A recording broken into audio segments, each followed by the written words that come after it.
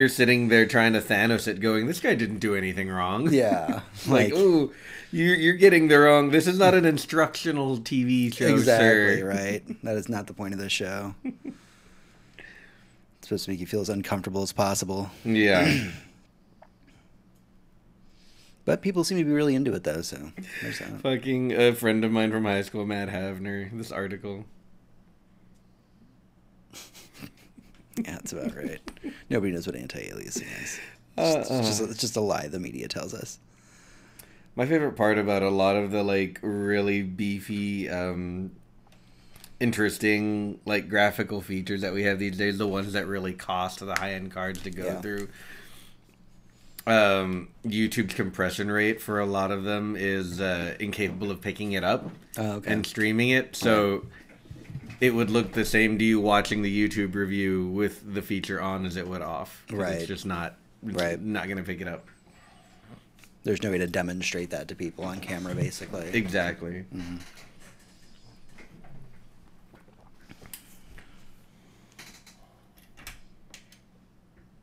I have no idea if this fucking microphone works at all at this point or anything. Well, it I already clicked let go live, so it seems to be picking you up just fine. So, do we have? Yeah. So that's me. Yeah.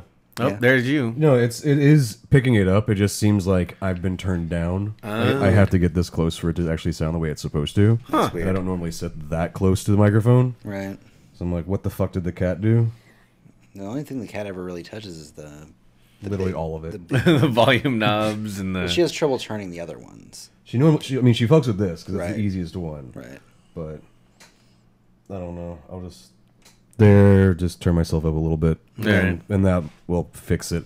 And then if I hear it needing to be changed, I'll change it again. Cool. All right. Cool. All right, I'm about done with this fucking beer or cider. Okay. Cider up, and we'll do this thing. Yep. I have no idea why it looks different, but it still sounds basically the fucking same. So. All right. Cool. Yeah, as long as it comes out the same, then we're good. So, really, I mean, most of the topics are pretty easy this week. I would say that if you want to spend any length of time talking about the Destiny thing, that it's probably best that we, breeze through some of the other topics this week to make room for it. I don't think that we should be spending a ton of time talking about Destiny because it's all hypothetical. Yeah. at this Well. point. Yeah. This isn't.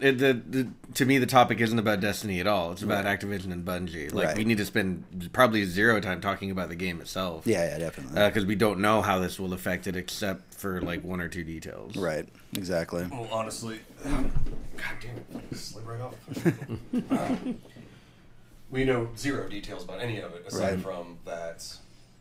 Activision possibly getting sued. Yeah, partnership is over. Activision has said that it'll keep the Destiny 2 servers up, and they're, that's the only piece. And they're of under news. investigation for fraud. Oh yeah, they're under Well, this investigation is for fraud dude, for how the they're- split happened. Well, Yeah. they're a lot of gaming companies tanked in October, but Activision got hit fucking hard. They'd gone through 2 CFOs in the matter of a week. Oh yeah. And then this happened. Yeah. They passed Activision. And the reports of them Blizzard no longer having any control over anything. That Activision is the one in charge of everything with their financial department over all creative choices. Yeah. Has come out, and everybody's kind of going like, "Well, Activision's a giant flaming turd at this point." Yeah. Yeah, it's a rough go for them. So Could have happened to a better company. Yeah, no kidding, right? Well, I mean, it did already happen to a better company. That was Konami, and they just left the game, and we're all better for it. Piece of shit. all right. Konami just said, "Fuck it, we're out." Yeah, which, to be fair, is preferable to just Shitting all over your company. shitting all over another company that Yeah. people used to like very much until literally like halfway through last year. Yeah, that's very true. All right. All right, let's do it. Yeah. Nobody's in, but we're all live, so that's fine. Sweet. Steam is making some serious changes once again, but is it a little... Oh, redo. Yeah, sure we keep that one? No. Sounds like a keeper. Shut up.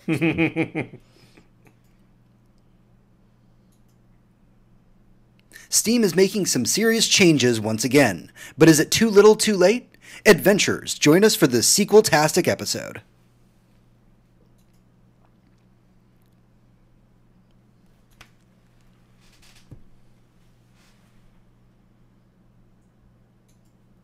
Greetings, adventurers, and welcome to the show. We are the Surly Nerd, your one-stop shop for geek news that might have flown under your radar over the last week. I'm your host, James, and sitting across from me is the producer of this fine show, Tony. Hey. And with us, as always, is our third chair host, Hector. We're back. If you are new to our show, welcome. This week, we will be revisiting a past discussion about the Steam platform. But before that, we have a recap of all the nerd news that's fit to rant about for your ears. Don't forget that you can keep connected with us through thesurlynerd.com. You can follow us on all social media platforms and even donate to the show. Every penny donated goes right back into the show that we make for you every week. With all that out of the way, ladies and gentlemen, adventurers of all ages, it's time for The Prelude.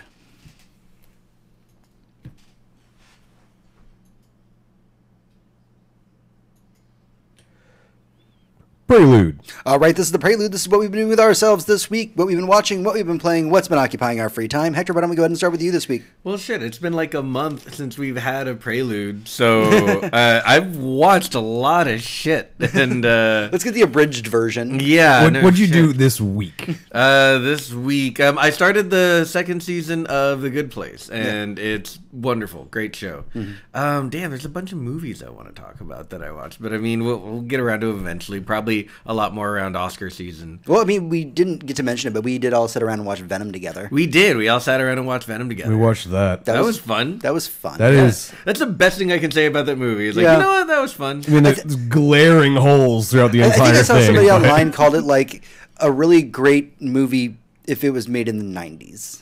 That's fair. It seems like a product of like the Tobey Maguire movies. Like it could have been like a much better Spawn movie or something like that, you know? Yeah, it really feels like it could have been that. You know, it was fun. Mm-hmm. I'm glad I didn't It was goofy, but like see it in the theaters. It convinced me once again that Tom Hardy does not know what the English language is. And his accents are just going to keep getting fucking weirder and weirder. Yeah, and he made so many just mouth noises like throughout the entire movie. He's like playing with his lips just like for funsies. Anything else you can think of off the top of your head, Hector? Let's see. I watched a really amazing action movie that's actually sticking in my head right now. I want to say it's called They Come For Us at Night. Mm-hmm. Sounds like a horror movie. Yes, but it's not. It's an Indonesian movie a la The Raid and The Raid 2. In that same vein, the action was less constant and far more brutal, if you can even imagine that just off the top of your head. After watching The Raid and The Raid 2, it's like, those are pretty brutal. Yes, they were brutal, but they were nothing compared to this. Is it like Old Boy brutal? Yes. And it's so with that kind of like super close up, like I want to make you feel this like sort of camera work, and the fight choreography was top notch, like those movies always are, and the story was really fun. But I watched it with a friend of mine, and the entire time we were like 5-year-olds at a horror movie with our hands over our eyes, going, "Oh no, no!" Yeah, but that was a big standout for me. That and Isle of Dogs. I finally saw that, and that was wonderful. Everyone with a pet should watch that movie. Okay, Tony, what about you? What'd you watch? Let's see. So Netflix came with a new series called Sex Therapy or Sex Therapist. I saw that. I added it to my list. I've watched the first 3 or 4 episodes. Very enjoyable. Like coming of age British comedy drama kind of thing. It's the one with Scully, right? Yeah, it's starring Gillian Anderson. She's the mom. She's not. She's just the. She's I guess the. She's not actually Scully. Yeah. No. She's not the female lead. She's the. It'd be a lot better if she was though. Oh, that'd be really weird. Every show would be better really weird.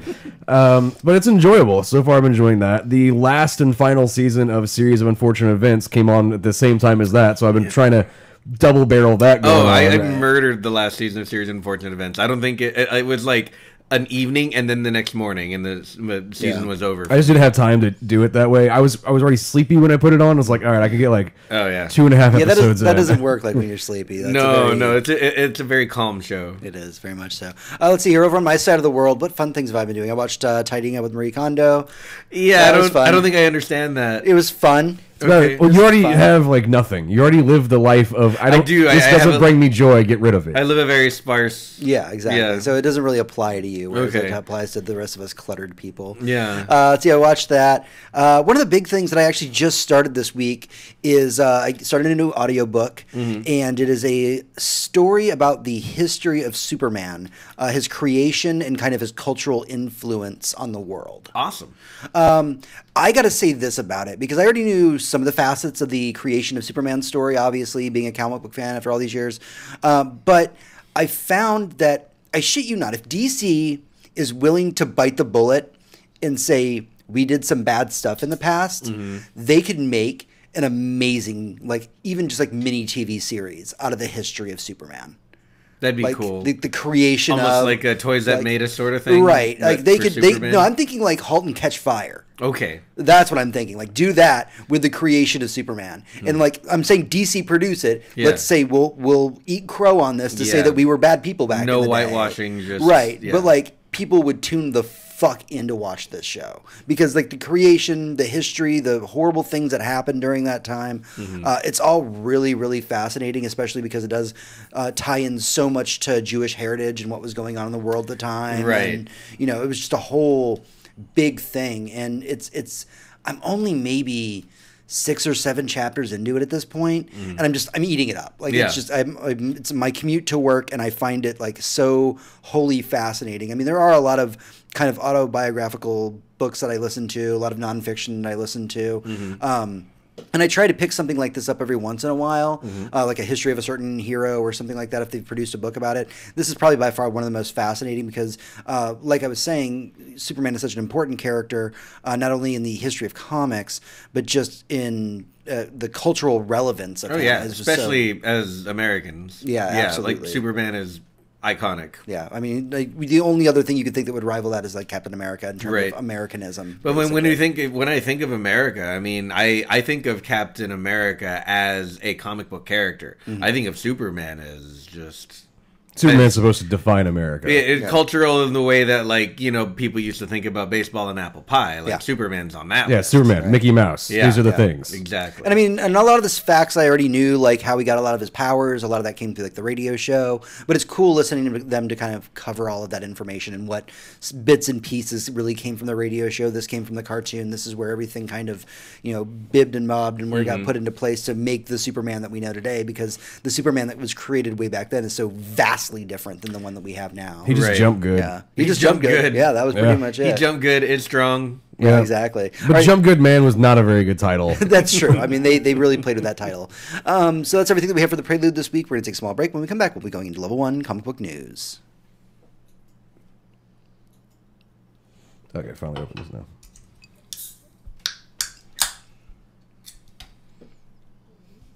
The lowest sugar. It's very good. It's the Texas Brute. Oh yeah. Brute's like a thing this year. The way that juicy stuff and hazy stuff was last year. I'm liking this super dry because it's so not sugary. Yeah, no, we had some of those at startup games on Saturday, and it was freaking awesome. Did you have a good time with that? Yeah, it was great. Did you get super drunk? Oh yeah, unbelievably so. Yeah, I good. took a lift there. There's this taco place that I love to get a taco at. You and I have been there. Yeah. So I stopped there for breakfast when I'm about to roll over, and I realized it's only like 2 miles from where I am. I was like, why would I order another lift for 2 miles? It's kind of a long walk in my boots, but you know, no big deal. And I walk outside, and I'm like, well, I guess I better pick a direction. I look down, and there's an electric scooter. Oh, God, you did it. And it's got a Lyft tag on it, and I literally pick up my phone, and my Lyft app is still open because I'm like tipping the guy who dropped me off, and I'm like, "The scooter, all right, let's go. I got to give this a try," and it was a lot of fun. Wow. I'm not. Everybody I know that's used one says they are a lot of It fun. was And if you're just super going fun. somewhere really quick, it saves you like a half an hour, 45 minutes. You Yeah. can walk that in the 2 miles is going to take you what, like probably Yeah, like 30 a 30 minutes. minute walk. 30 It minute was walk. it didn't take me 8 minutes to get there on the scooter. Yeah, you and save so much more time, and it costs Yeah. you like a couple bucks. Yeah, it was just under $2. Wow, really? Dang, that's crazy. All right, Yeah, so no, if you're doing kind of a bar crawl, especially in Austin, that kind of works. Cause Oh yeah, Because, I mean, some of those crawls, if you want to get out to the good bars away from, like, 6th Street... Yeah, you gotta walk there's multiple... a little bit of a trek. Yeah. It's, I mean, I hate them. I hate those scooter things. They're fucking everywhere, and they actually now are polluting the fucking environment. Oh, yeah. Because people keep throwing them in the fucking lake. And in trees, and... you see them all over the place. Yeah, no, it's... I was thinking the other day how... easy it was. I mean, you can just pick them up and take them, whatever. And they do have a GPS tag in them. Oh yeah, and if you try and move them more than like even just like 10 yards from where the ride ended for that specific scooter, it will make the most god awful noise. Yeah, but you can totally dismantle those things in like 2 seconds. Oh, sure. And then if you really want to take them, you can. You can take them and recharge them and never have to use the app or anything. I mean, the same's true for like a car to go, but whatever it is, they're so cheap that the company is like, yeah, they really don't care. Yeah. They cost them like $200 each one. They're like, we don't give a shit. Yeah, we make that in a weekend. Yeah, exactly. Yeah, no, I looked into just charging them. It was like, well, we don't pay for electricity in the garage. I just plug them in there. Yeah. But no, the amount of work you have to do to go and pick them up and then put them back and all that other shit, and then it's just I just looked at it as like, this is not worth the little bit that you actually get paid to do that. Yeah. So. All right, let's jump into comics. Make sure you swap us over tabloids. Oh, yeah, forget the fucking editor. There we go. And then I gotta move it again. We really are going to talk about comics. It's going to happen. No, we're not. We're never fucking talking about anything ever again. We got some comic news. Yeah, we do. Yeah. Level 1 comic book news. Hey, adventurers, welcome back to the show. All right, so this is really our first real podcast of 2019, right? We did our kind of summation podcast for what we're looking forward to in 2019. This is the first like news one. So we do have a little bit of leftover news from 2018, and that's kind of how the numbers turned out for Marvel and DC at the end of the year. Okay. Right? So I'm going to give you kind of the really brief. I'm not going to go into numbers themselves. But basically, Marvel was the #1 publisher of comics in 2018. Like most comics sold did go to Marvel. Okay. However, the biggest selling comic of 2018 went to DC. That would make perfect sense. Yeah, and that was Action Comics 1000. Yeah, I mean that's a huge fucking number. Milestone. Yeah. Now get this though, it wasn't just Marvel and DC fighting for dominance because let's see here, Image came in 3rd most successful publisher of the year, which is to be kind of expected, but really it was because of Saga. I mean, Saga's amazing. Going to be Saga, and then everything else they sold. Exactly, and if you haven't picked up Saga, we have an entire Walking Dead. about it. Like, seriously. Walking Dead. People got a lot of issues with the Walking Dead comic right now. I didn't put it in the notes, but they're kind of going after Robert Kirkman, saying his storylines are getting a bit repetitive in the books. Dude, it's a zombie fucking story. Yeah, that's going to get real repetitive. And what is he at? On like year 15 of that shit? Exactly. Come on. So I'll go ahead and give you the top 10 comic books of 2018 real quick. Obviously, Action Comics #1000 was #1. Amazing Spider-Man #800 was 2. Batman 50. Fantastic Four #1. Amazing Spider-Man #1. Return of Wolverine #1. That's a weird one. Venom #1. Amazing Spider-Man 798. I believe that's the end of the Chip Zdarsky run that was really sad and really good. The Batman Who Laughs #1 and Amazing Spider-Man 799.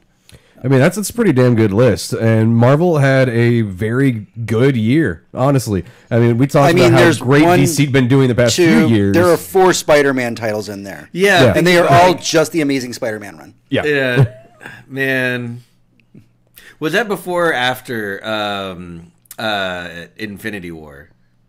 I don't know. The dates on those? Well, I mean, they came out. Those comics would have been. I can actually look it up right here. I've got it in front of me. March was Amazing Spider-Man 800. Okay, so that was right before. Right. Amazing Spider-Man #1 was in May. Okay. 798 was in February, and 799. Sorry, yeah, 798 and 799 were both February titles. Okay, so it was before. Yeah. Oh, I was gonna say just before Spider-Man doesn't feel so good. Yeah, exactly. Yeah, but I'm not surprised, going over these, which ones were kind of the top 10 of the year. Those are all, I mean, Action Comics is kind of a no-brainer. Everybody's going to want to pick up #1000, especially because it is not primary Superman continuity. It is a series of short stories within the continuity, so that does make a little bit more sense. Plus, everybody's just super excited that it hit 1,000, right? Yeah. Moving on from our top 10 of the year, let's talk a little bit about Thanos. Marvel Comics is going to be creating a limited run series that's going to be about the relationship between Thanos and his adoptive daughter Gamora. So the thing that was basically a touching important scene in Infinity War, which really we didn't have any backstory to or anything like that within the comics, is now a thing. Okay. We are now taking that, we're making it canon, and we're saying, okay, so why did he pick her? Why did he train her? What were the factors that went into him adopting Gamora and her becoming like the world's or universe's greatest assassin or whatever? That's a cool story.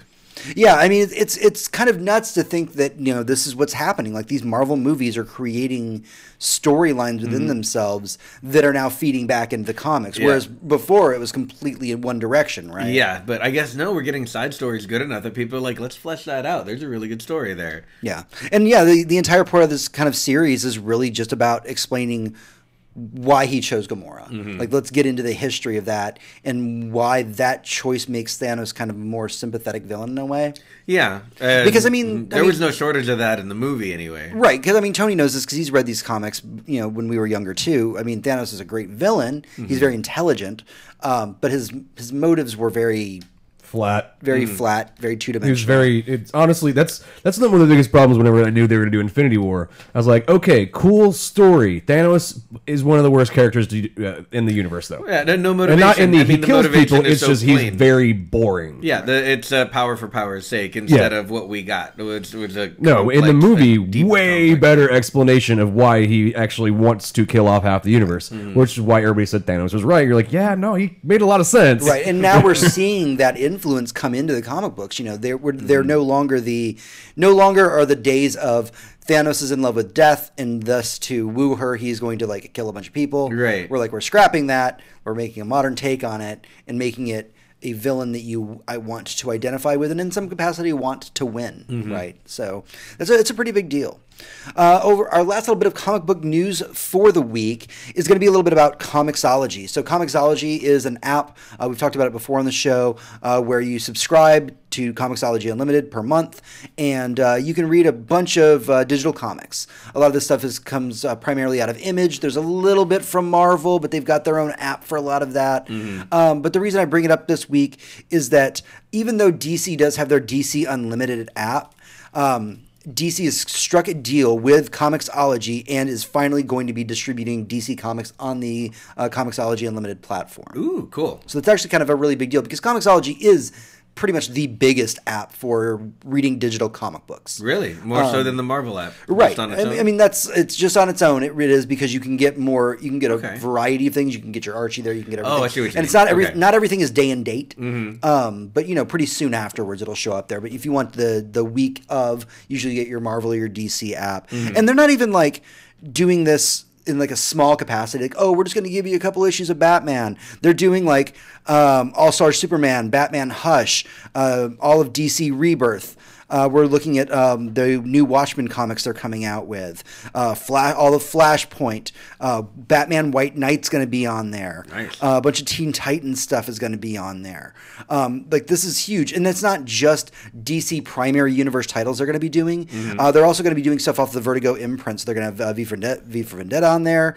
Swamp Thing's going to be on there. John Constantine Hellblazer. Preacher. Sandman, Transmetropolitan, iZombie. These are all things that DC is going to be pumping out to the Comixology app. Nice.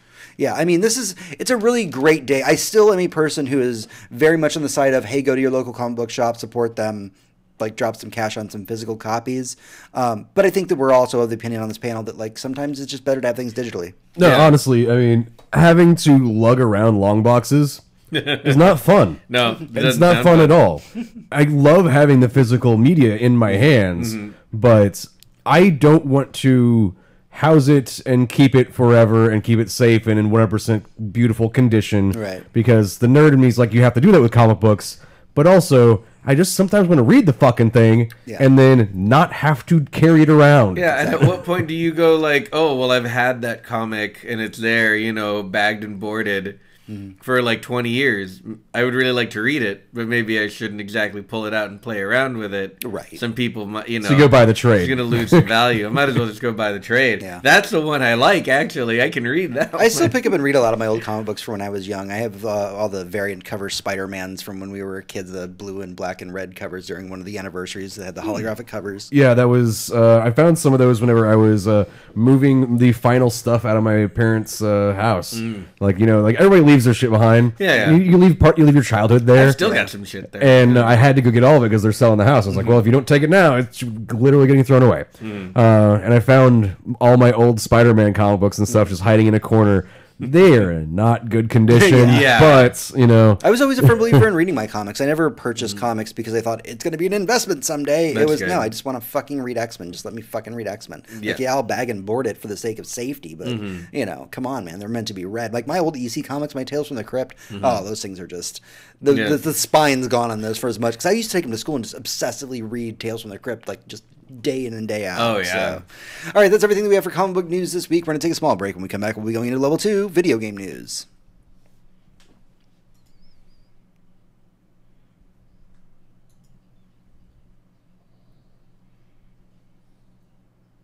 Yep. Yep, I was. Absolutely.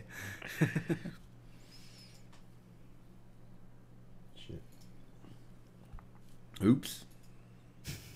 That's not a good noise. No, oops is never a good noise. Uh-oh.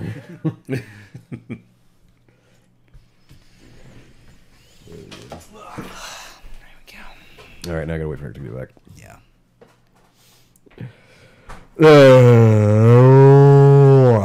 Right? All right. La Crux. Yep.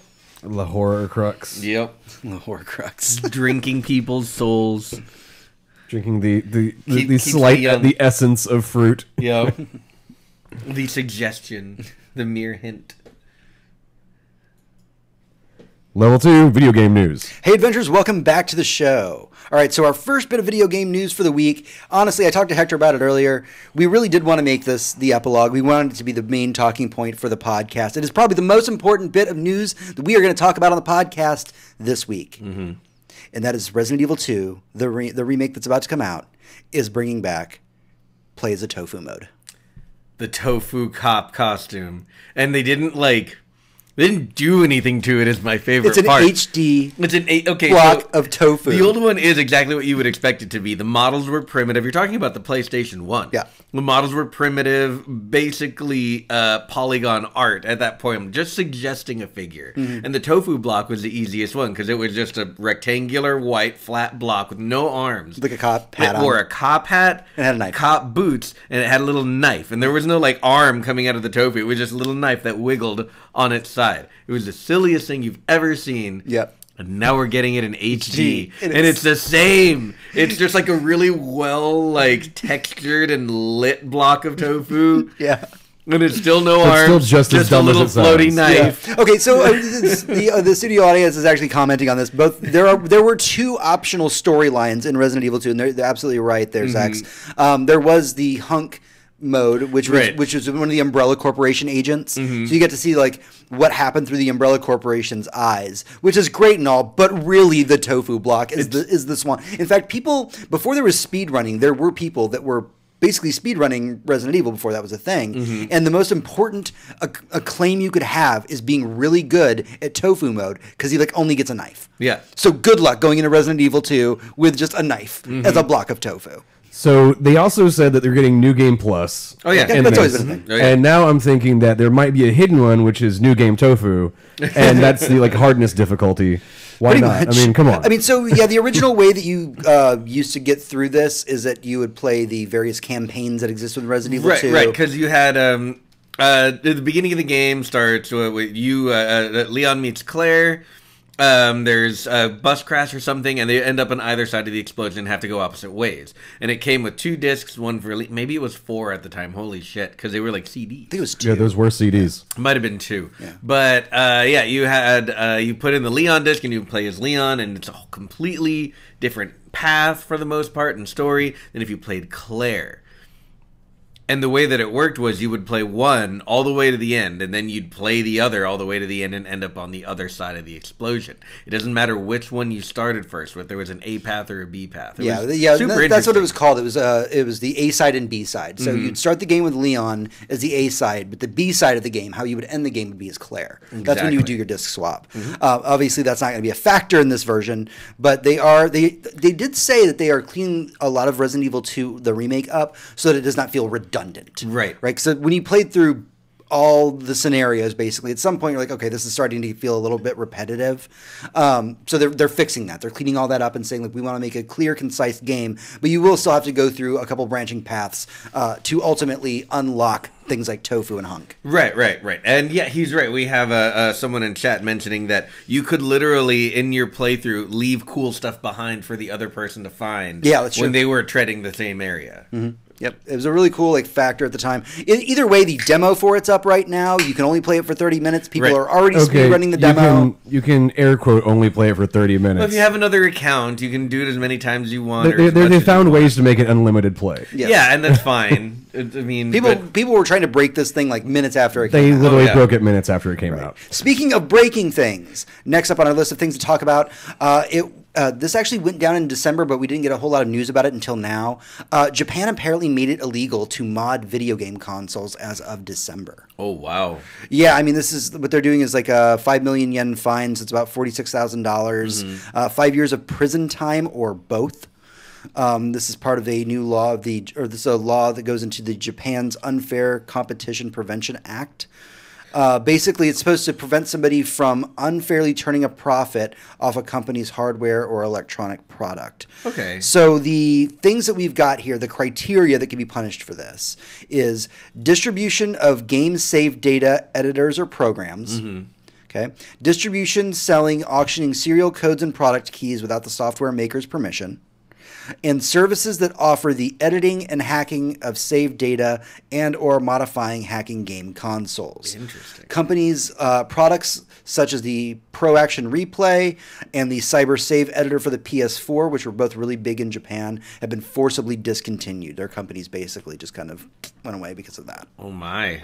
All right, so that's actually pretty interesting because I was immediately thinking about this as the right to repair is still going on. Pretty big fights right out in the United States right now. Yeah. Because everybody should have the right to fix whatever product that they own. Right. And it's been a big thing here in the States. In the States for a couple we're going on like 3 solid years of like litigation that's going on with this. Here it's more of a problem with like iPhones and stuff like that, or a phone. But I mean, during the PS3 era and the 360 era, when those consoles broke all the time, it was a huge deal. Yeah, those disk drives on both systems were basically I have torn through like pieces 3 of PS3s. shit. Oh yeah, I went through.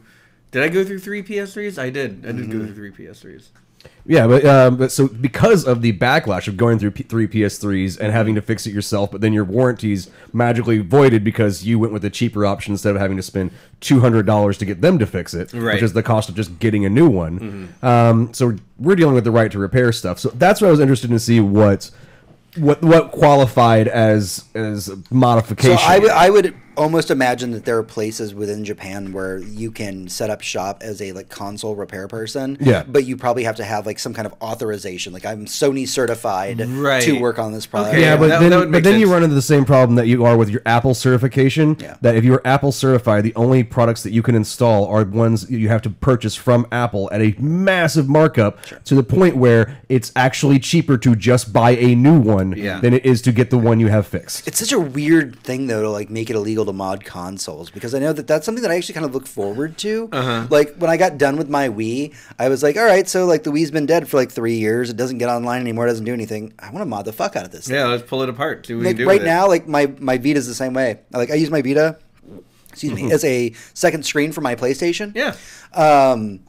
And at some point, I'm going to be like, you know what? Fuck it. I'm just going to mod my Vita because it's there. It's hard to get a lot of the games, so I'm just going to fucking mod the thing and call it a day. Yeah. You know? But for the fact that, $46,000 fine and also possibly 5 years of prison time in Japan, that's ridiculous. Yeah, I mean, I don't know. It seems like the Japanese, just based on the law and how, like, exacting it is, seems like they have a pretty big problem with industries like this, especially if they had to shut down a company that might have been really economically viable. I mean, Action Replay's been around forever. Right. Like, there's a lot of money that came in from that. So, and I mean, Action Replay is what we used to use in the States to basically quote unquote soft mod our consoles. Oh yeah. Right? If we wanted to play Japanese games, you bought a Pro Action Replay, throw it in. You'd have to do a disc swap. But yeah, I actually have to do that for my GameCube to play the Japanese version of the Naruto fighting game. Yeah, that's the first time I played a Macross game. It was on the PlayStation 1, and it was just, you had to do a disc swap with Pro Action Replay. In fact, I've got a Pro Action Replay, I believe, for my Sega Saturn. I think I actually own more Japanese Saturn games than I actually do American ones. That's fair. So, I mean, it's a little ridiculous, but I have like every fighting game for the Saturn, so I'm not going to say no to that. Yeah, it's a weird statement. I'm going to get a little bit more information as we find out more what this is all going to affect in Japan. But let's go ahead and move on to our last topic for video game news this week, and this is kind of the big one. I mean, Tony, why don't you go ahead and take it away, because this is all you, buddy.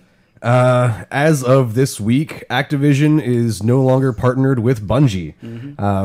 Because they've now dissolved their partnership, Bungie has retained the rights to Destiny, and going forward will be self-publishing Destiny and any other future titles. Or they say self-publishing, or they didn't say self-publishing. We're assuming they're going to be self-publishing. They can go with any other publisher that they want. Right. As of right now, the product of Destiny is the only game that Bungie makes. Is still being supported through Battle.net. So if you bought it on PC, you're going to still get updates for that. The content is still coming out. The schedule that they have for the next year almost is set. They're like, no, we're still making this. This is all coming out. And I believe that, well, we don't have any of the details. Activision's probably still getting some money from these things because that's an ongoing sales thing that the partnership was part of. But going forward, once this block of time is done, basically once after the summer, Bungie and Activision are no more, and we don't know what the fuck is going to happen, what the future holds at this point. So this is unheard of. Question from the audience is, what is the underlying cause behind the split with Activision? Well, from what we can glean from news articles or people who are like friends of friends who work at Bungie, basically whenever Bungie left Microsoft, when they bought themselves out, they wanted to. They were already working on Destiny, and they wanted to. They had this huge idea for what it could become, and they were going to try and do it by themselves, and they quickly realized there's no way in hell they can do that by themselves. So they were looking for a partner, somebody that would come in and say, basically, write us a giant fucking check and leave us alone. And they thought they were going to get that with Activision. They quickly realized at the very beginning they were not going to get that with Activision. And the seeds of dislike has been there since the past like almost 10 years now. It was about 2010, I think, whenever they signed up with each other. So they're not. They've always been peaceable, but there's always been like the parents that get along because the kids are there. But once the kid goes to college, they're over. That's kind of what happened with this. They are happy to separate because they both want something different, and unfortunately, that's just the way things have to go. Good news, Destiny is going to stay with Bungie, so they can continue doing whatever the fuck they want with that.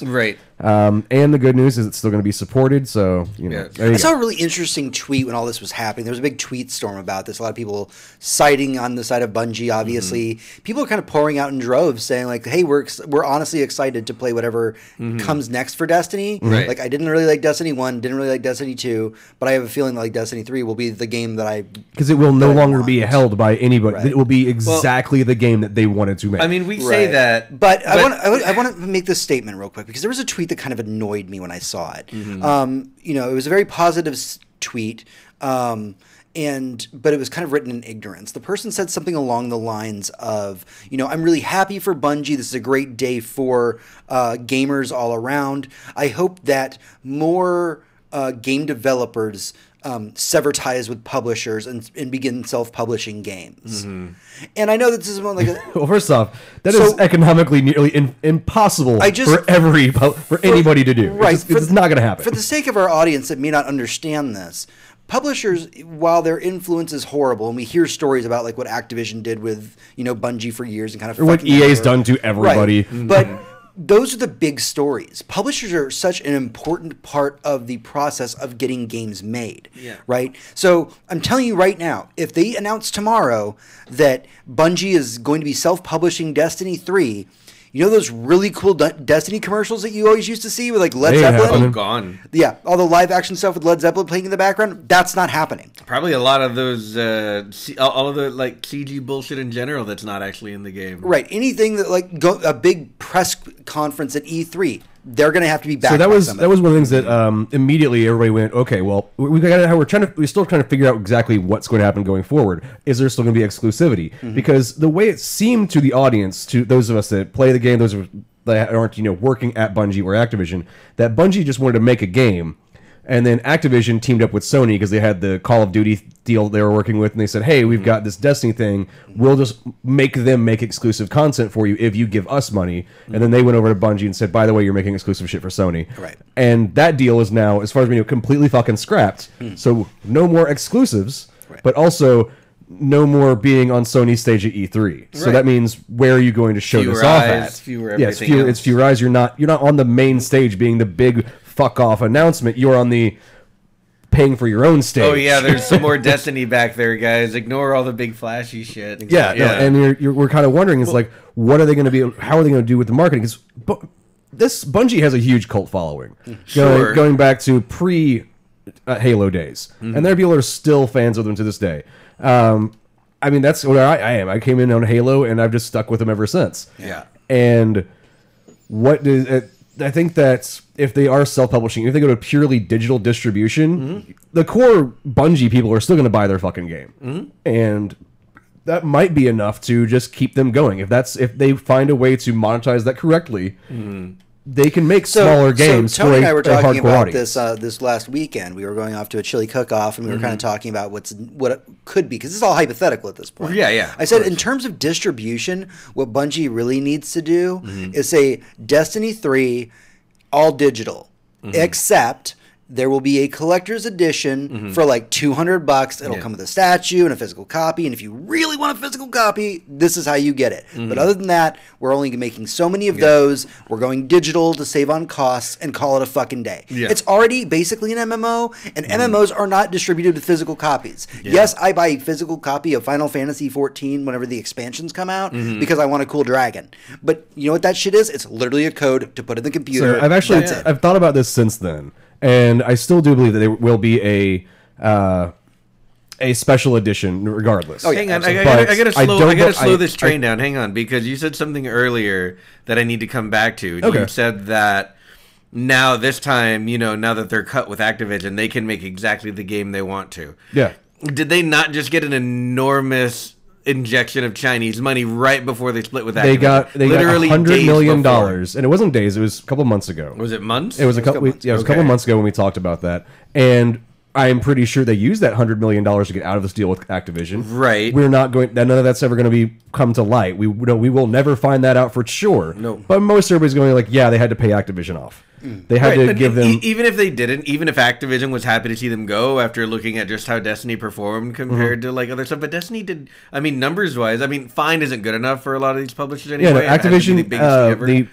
The selling for Destiny 2 and Forsaken, industry size wise, was perfectly adequate. Yeah, it made a shitload of money. But Activision believed that they should have made more money. They should have made Call of Duty numbers. Yeah, they wanted like that's cool. It could make Call of Duty numbers, but Bungie can't be the one making it, right? Because it will have to be fucked in the ass over and over again to make a very mediocre product that basically bro dudes play and no one actually gives a fuck about. Right, but getting back to remember the fact you've been playing this game since its launch, and it's only recently that you've said it's been even remotely enjoyable. All right, so don't fucking much like broccoli and anal sex. If you do it long enough, eventually you're gonna like it. So getting back to my original point, though, was that we don't know, because we don't know what happened between Activision and Blizzard specifically, and we know that they got this giant injection of cash and we're allowed to leave, and we're able to leave the second largest Chinese NetEase studio. Right, NetEase. So we have no idea what kind of game we're going to get in the future. Yeah, all right, so the NetEase deal was to make a new property, to create a new IP that was going to be in the Chinese market along with the rest of the world. They wanted a game specifically geared towards the Chinese market. Geared towards the Chinese market. And that's what that $100 million is supposed to go towards that. Right. And that's not saying, hey, Bungie didn't maybe have an extra $100 million in their bank account and said, fuck, well, we can just use this extra, get rid of our contract, and then make the game make that game anyway. Right. But so we don't know that for sure. We don't know the full terms of their agreement with China. And so so exactly. So when we talk about like what's next on the horizon, I'm more worried than everyone else. Everyone else thinks that this is like the best news they've ever heard, and I'm here like, nah, see, there's a shadow over there. As a Bungie fanboy, it feels great to see this disillusionment of the partnership. As a logical person who pays attention to the way the gaming industry goes, this is probably, I think on Activision's, they were like, well, Destiny's dead anyway, so what does let Bungie kill themselves? Right. And we're not going to have to pick up the pieces. We'll just, let them do it, let them die off, and that's perfectly fine. We'll pick up the IP whenever they have to sell it off for super cheap. Yeah, we'll pick up Destiny and make 5, 6, and 7 in the same year. That's what they'll do. That's what they think they'll do. Right. There's also the Chinese thing. Like is Bungie now in the pocket of China, and they have to do whatever this Chinese company is telling them to do? We have no idea. I mean, the price difference between 100 million and 500 million is a huge difference. And that's the 500 Chinese. The 500 million. Well, see, Activision gave them 500 million, right? And for the Chinese, they gave them 100 million. So it's the what level are you? I'm pretty sure that's that's the foot in the door just to like chill for the Chinese industry. I mean, I think I read the other week that they were literally creating a new billionaire human being in China every month, like on this planet as of right now. Yeah. So yeah, the 1 in 500 million. Yeah, I don't think anyone. Yeah. All right. So it's literally pocket change. Like I said at the beginning of this, it's really hard to speculate on what is going to be coming around the corner next from Bungie. I think it's safe to theorize that whatever we see from Destiny 3 is probably going to be pretty vastly different than what we've seen. I think before. that it's actually going to delay Destiny 3 a little bit longer. Yeah. See, a lot of people are just saying it's like, oh, it's right around the corner. 2020 is like Destiny 3. I think it's going to be 2021, and. So this is the one thing that like I like to fanboy. Like this is my headcanon. Phil Spencer, the head of Xbox at Microsoft, is a huge Destiny fanboy. The motherfucker has hundreds and hundreds of hours put into a game that is a competitor's game with air quotes around it. Right. And he fucking loves it. Whenever this was announced, he said, I am really looking forward to working with Bungie in the future. Congratulations on your separation. I mean, he wasn't working for Microsoft whenever Halo got left with them and Bungie went out by themselves, but he is a game developer himself, or used to be. Yeah. He's now the head of Microsoft, and Microsoft we know can do digital distribution. They want if you play a game, you're playing on Windows. You're not playing on Steam. You're playing on fucking Windows. We're gonna be talking about. And this is what I'm getting into is the Bungie can't afford. They don't have Vicarious Visions anymore. They don't have High Moon Studios now. Those were Activision companies that were working with Bungie. So. What about Destiny 3's PC version? Where's that going to come from? Maybe the company that makes fucking Windows will come and go like, hey guys, yeah, just throw it up on our fucking Microsoft store. Fucking have fun. Do it. Yeah. Think about all the places they could go. Yeah. Because the idea of Bungie making their own self-publishing digital platform is not going to fucking happen.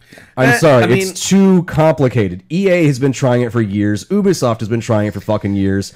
And they are barely passable at this point in time. But we are going to talk about all that later. That's a huge I'm alluding to all the shit we're talking about later because that's our epilogue, and I think these are things we definitely will be talking about actually very soon. We definitely will. All right, that's everything we have for video game news this week. We're going to take a small break. When we come back, we'll be going into level 3 entertainment news. Okay, I have no idea what the last of the part of the chat was. Yeah, you guys go ahead and hang out and chat for a minute. Sounds good. Two separate types of people. I don't even know what I said about two separate types of people. Yeah, I don't know. Did you say something racist? I don't know. I might have. Again? There are two types of people in this world: white people and everybody else. That is true. Trump's America. Yeah, for a little longer. Yeah. Oh, logical person versus Destiny fanboy. Yeah, no, I have to separate those two types of two sides of my brain. Well, sure. I mean, the fanboy of anything just clouds all your judgment. Yeah, there's a fucking cat. Why are you making the cat? He's not enjoying this. He's very cross. I didn't adopt him so that he'd enjoy things. That's right. You're supposed to make his for me, monkey. You're supposed to make his life better and not him dying in the sewer like from every cat feline AIDS thing. There's rat and roach bites and I saw him whenever he came in. He would have died pretty fucking soon. He was not gonna be going places in life. You called him ugly. He was definitely. That guy was fucking. Both of them were pretty damn hideous. Archer was really hideous though. He was not. Yeah, he was adorable in that sometimes you look at your poops and go, "Wow, I made that." You ever seen him as a baby? No. He's funny. Gosh, she's gonna show you the picture, and you're gonna have to say, "Oh, look how cute he is." He was not cute. But then again, this is the same thing as anybody. Oh my God. It's super not cute. This is a horrible, that is horrible adorable. picture. Oh my God. Put that up to the camera. Let's make them see what. Yes, you can show. You can show that weird. it's gonna look It's a little okay. bit weird. Yeah, come on now. That's not ugly. That No, is that's fucking okay. ugly as fuck. He looked a little scraggly. A little scraggly. His He looks name like was he- name was he looks like he's Scraggly. been outside for a little too long. That's what he looks like. Where do you guys think we found him? He I have was no idea. outside. Based on that picture, I assume in a sewer. He was like this big. He was adorable. You can't shoot the cat. You can't shoot the cat. It's a water. I've asked. I keep trying to tell him that we need to take him back because he's broken and dumb. He just goes into my bathroom and screams as a hobby of his. Hey, have you ever sang in the bathtub? Your voice sounds great. I think it's because I leave the bathroom light off most of the time, and he feels a need to go and scream into the void, Oh, which yeah. I get. Oh, but yeah. maybe if he could do it in the other bathroom that's not mine, where I'm not next to it, you know, I think that'd be He great. must be paying attention to the news. I understand. Got to scream into the void sometimes. I haven't paid attention to news. What did I miss today? Aside Oh. from I had great news with Bungie and Activision. Yeah, so, no, just the usual circus just keeps getting more and more insane. I mean, I know we are not handsome people, but that cat, I don't know, he's a fucking cat. All cats look the same to me. Like, I don't care what color they are. There's like, oh, it's a fucking cat. Like, it There's was so like, oh, different- my cat is so precious and so unique. No, it's a fucking cat. What if it doesn't have any hair at all? What if it's a hairless cat? And then it's just the hairless version of a cat. Like, Mm-hmm. it's not, it's fine. It's a fucking cat. It's not magic. Oh no, It's like my dog is a lazy fucking furtato. Yeah. And that's the only difference. Like, you've got lazy cats, you got like annoying rambunctious cats. Actually, all cats are lazy and annoyingly rambunctious. Yeah, I was gonna say you get. But I have a zoomies lazy coming dog, in. and some dogs are like hyper as fucking bouncy, and some dogs just sit here and let me rub my feet on their face. Yep. And just drinking in the love. Yeah. Cats are trash. That's on the internet. Yeah, we already talked a little about Activision, and we talked about Bungie leaving Activision, Yep. but there is way more. I mean, honestly, I would have done the epilogue as just Activision in general because Yeah.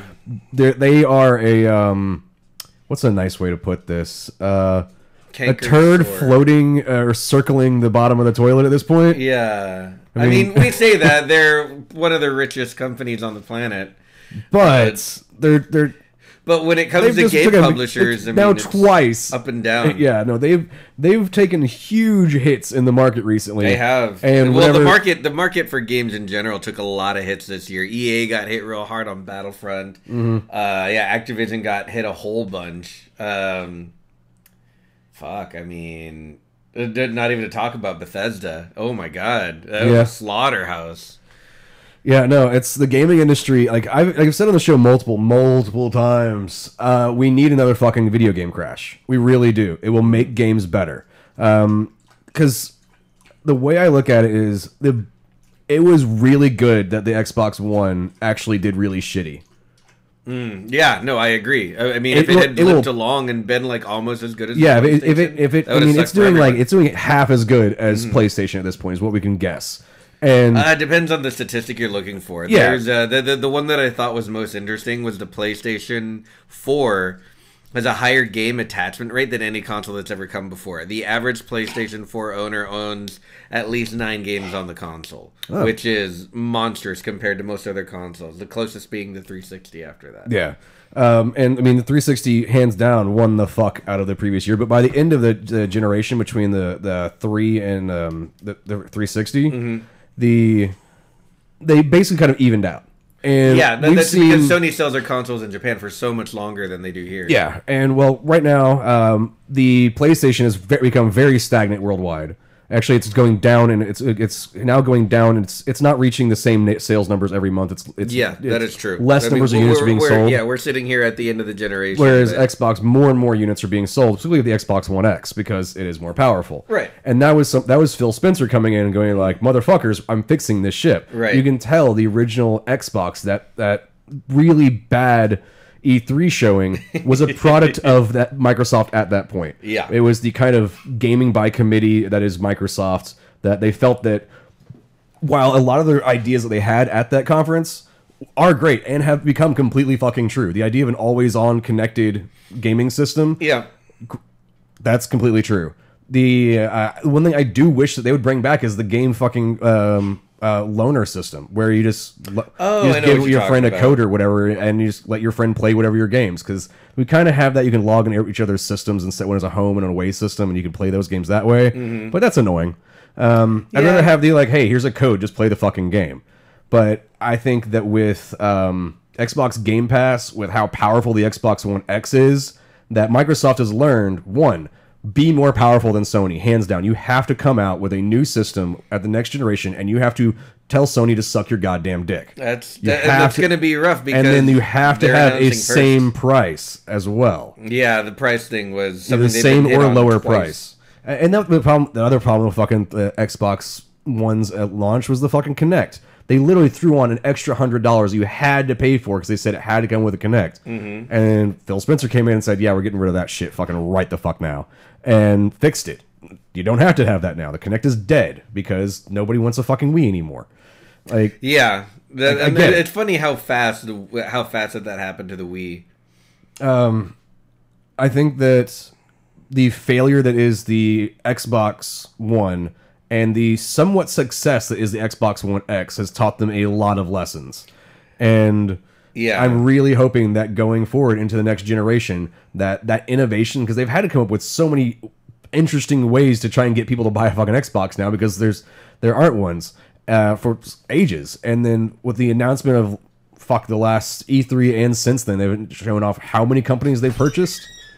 it was like, I think we're at 6 or 7 developers. 7 developers. Yeah. I think that it's including the one they just created. So they have 6 they've bought and 1 they've made. Right. And I know they're not done doing that. Microsoft is not done buying companies. I'm expecting. They better not be. I'm expecting at E3 we'll see maybe some of the beginnings of what came out from those acquirements, and we will also see them add like maybe 5 or 6 more companies. We're like, by the way, and these are now Xbox exclusive titles. That would be interesting. It would be And interesting. I mean, shit. They've already said going forward, every game that's a Microsoft first title comes out on PC and on Xbox and is part of Game Pass. Yeah. And we already know they're doing cloud game streaming, and they want to make it available on everything. Yeah. Want to play an Xbox title? Load your iPad up. Go for it. Go right ahead. Why not?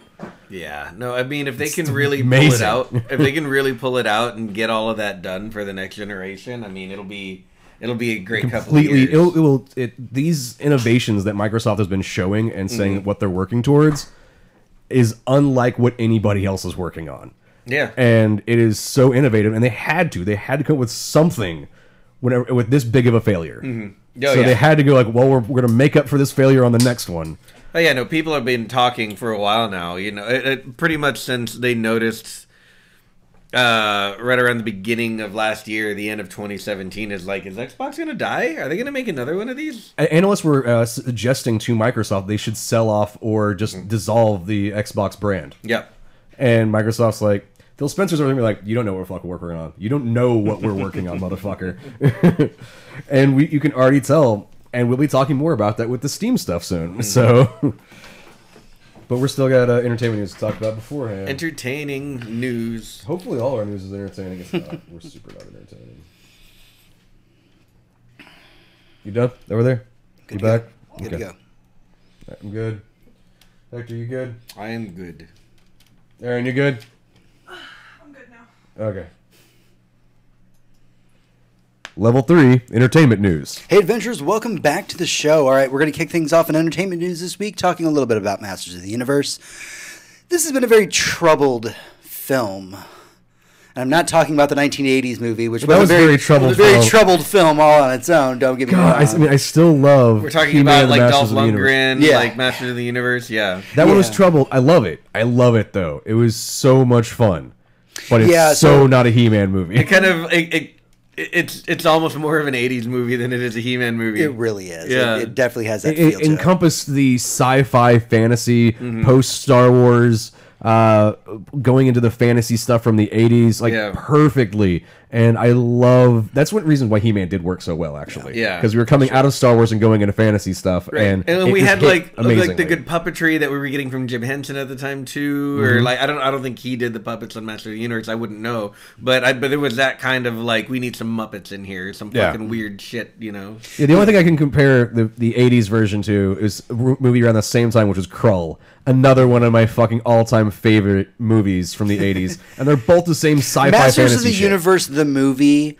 is to He-Man like LaCroix is to an actual drink. To a It had, Or a it- piece of it- fruit. It had, To a it had, fruit it had beverage. the flavor of the thing in like a very small dose. Yes. But not enough to really satisfy you. Yes, but still, for some people, enjoyable. Hey, Oh, you know sure. what? I loved it. So Some people think it's the disgusting. new Oh, yeah. He-Man Masters of the Universe movie is kind of in the works for a while. It's been a very kind of troubled development. David S. Goyer was brought on at one point to work on the script. And we were dumbly excited. Right, there's other people that have been brought on to work on the script, and it got pulled, and it's been back and forth and back and forth and back and forth. Right now, solidly, what we have right now is the team that are working on the Men in Black International, and more specifically, also worked on Iron Man. They're the team being brought in to write the new draft of the Masters of the Universe script. So here's what's going on right now, because Men in Black is going to be really close. But a lot of these movie studios, for movies like this, they all have the yips. None of them want to release that turd that crashes the wave everyone's writing, which is what everyone sees as... they'd be wrong if they thought it about Marvel, but about the superhero genre in general. Yeah, they've already seen that DC's basically pumping out turds, and they don't want to be the other company that makes everybody They're like, if we fail. ride this wave, if we just keep riding this wave, a lot more people would make money. But if we release the one that goes, man, everything else is now shittier because of how shitty the thing you Yeah. made was, and we've seen countless examples of this in the past. I mean, and we the are thing is, right but now- Marvel is the only one that can't go wrong with it. oh yeah, no, it would tank everyone else. Marvel, would But keep right going. now we're in the middle of this big 80s nostalgia renaissance, Right. right? Like even the Bumblebee movie that just came out, everybody said like so And 90s clothes are back in fashion. What the fuck is that they're with like society? they're like this new Transformers movie completely just resets all the crap that fucking what Michael Bay put out and gives us the Transformers movie that we asked for. right? But it's still within the same universe as the Michael Bay Right, ones. but the nostalgia- So you can't actually have Optimus Prime show up and make the movie, like a good Optimus Prime movie. But the nostalgia is so high for Yeah. 80s right now. And He-Man is a property which already was tackled once kind of unsuccessfully, and to try and Became a cult classic. try to reintroduce that character to the modern zeitgeist is a very tricky thing. I don't think he fits. I don't think the Arnold Schwarzenegger, Dolph Lundgren muscle builder with that The a hyper-masculine. bodybuilder without his shirt on and a loincloth and a sword. So- I think they look ridiculous. I think that you bring up a good point. Mm-hmm. I would counterpoint with the Masters of the Universe comics that have been going on for a while. Mm-hmm. Actually, have been very story driven. Mm-hmm. A lot of them go deeper into the Lovecraftian mythos that was such a key part of the original He-Man. Mm-hmm. There are ways of doing this and presenting it that doesn't just make him this muscle-bound oaf, essentially. That's true. Yeah, I can agree with that. With the right casting and the right kind of script, and just the iconography of it is what doesn't make sense so anymore. think about- but they can change that to anything they want. But think about, we recently, Netflix released the new She-Ra series, which visually looks nothing like the original She-Ra series. Right. But it's killing it, apparently. And but it's doing amazingly well. And I think that you just kind of have to re-envision it for now. Like keep Right. the memory, keep the essence of He-Man in there, but reimagine it for now. Yeah, it's not like Bryan Singer's X-Men movies. They had like yellow spandex and shit. So I get what you're going with. I mean, yeah. they do comment multiple times, and then the first one they did have yellow But that- in their costumes. But that and- was a joke. But they weren't wearing their comic book costumes. yeah. Wolverine wasn't for some reason brown and everybody else is wearing yellow. Like they just visual. Like again, why the fuck was Wolverine wearing brown and everybody else like he's the one not wearing the same costume as everybody else? This has bothered me for a long time. That is true. All right, so let's move on from He-Man and let's talk a little bit about Dune. Yeah, I loathe talking about Dune, but here motherfucker, while we were on break, I watched so many YouTube series explaining the history of Dune. I want to go into this real quick. We're going to go to the history of Dune or that podcast? For our audience real quick. Right. So I have tried several times unsuccessfully to read Dune. I get that it's this great sci-fi masterpiece. It's considered the greatest sci-fi novel of all time. I fall asleep by the time a dude puts a hand in a box. Like, that's literally my cutoff. Fair. Like, you know how some people, like, there's the Silmarillion, right? Like, J.R.R. Tolkien's, masterwork of, like, basically his Bible for, like, you know, Middle Earth. So boring. Right? Some people love it and some people find it horrifyingly Exactly. dry. That's what Dune is for me. It's my summer. Like every time I try and read this, and it's sad because people who are really into Dune are like, you would love these elements of it, and they all sound really cool on paper. You would love. I've even tried watching. Yeah, no, the 50,000 years of history that are in Dune are amazing. I could try. But it's dry. I tried to watch like the movie with Sting, and I was like, this is not working. So the way I was able to digest Dune, because I had the same problem. I have a problem with usually overly wordy books. Audiobook helped me a lot when it came to Dune. There's an amazing audiobook recording of Dune where like people are doing like different actors are doing fucking voices of the characters and shit. Super good, very well told, very easy to digest. Because while we were on break, I'm sitting in the living room playing like Spider-Man, and I hear Tony fucking on YouTube, listening to. I couldn't tell if he was listening to an audio. You're not allowed to fuck on YouTube. Like an audio book, or I didn't know if he was listening to an audio book or a YouTube video or whatever that was talking about Dune. But I was here. He's like Baron Harkonnen. Literally about to fall asleep on the couch, trying to play Spider-Man. It's like if I hear one more fucking fact about the House of Atreides, I'm going to bed. Like that's exactly. I was just like, that's how much Dune bores the fuck out of me. But we found out this week that Denis Villeneuve, who worked on most importantly probably Blade Runner 2049, his one before that was also really. There's Arrival. He directed Arrival. He did Arrival and then Blade Runner, and so just like knocking it all the way out of the park. He's the directing and creating Dune. Right. Yeah. And we've known about this he's been attached for a little while now. And as far as I can tell, he's been like, no, I'm straight up, I don't give a fuck. I'm making my goddamn Dune. We're now getting the casting coming out. That's true. To like stay. That's to me. That's all the way up there, right there with.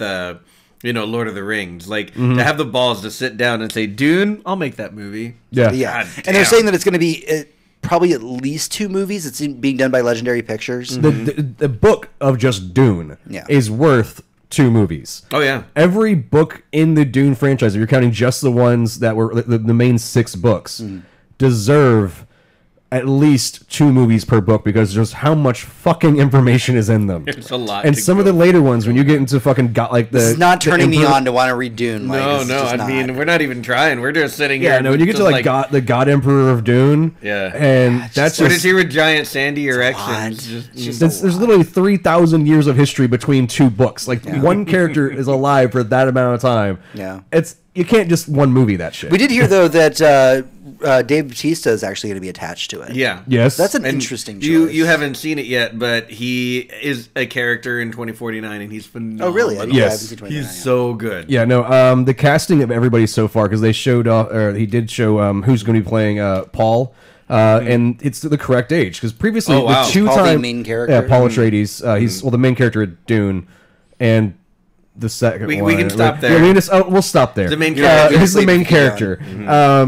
He is in the books actually supposed to be like 15 or 16 years old. Very young. But in the 2 filmed versions up until now, we've had somebody in their 20s playing him. And he's supposed to be, 18 or 19 at that point, which is too old. He's too old. It's not how old he is. It's basically supposed to be a teenager. From what I remember from trying to read this book like 3 or 4 different fucking times, is that his age is an important factor. Oh, very much so.